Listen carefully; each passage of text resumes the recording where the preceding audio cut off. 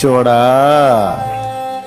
నీ త్యాగాన్ని, నీ కష్టాన్ని, నీ ప్రయాసని, నీ వేదనని, నీ దుఃఖాన్ని, నీ కన్నీళ్ళని చూసి పట్టించుకోలేదనుకుంటున్నావా? మొత్తం గమనిస్తూనే ఉన్నాడు ఆయన.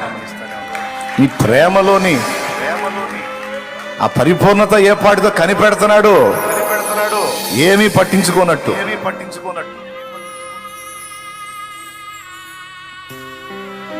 నువ్వు ఏం చేసినా పర్లా, చేయపోయినా పర్లా, ఇంత సమర్పణ కలిగి నువ్వు ఆయన్ని హత్తుకుంటే నిన్నుగాక ఇంకెవరిని దీవిస్తాడు? మరి నిన్నుగాక ఇంకెవరిని దీవించాలి ఆయన? తల్లి,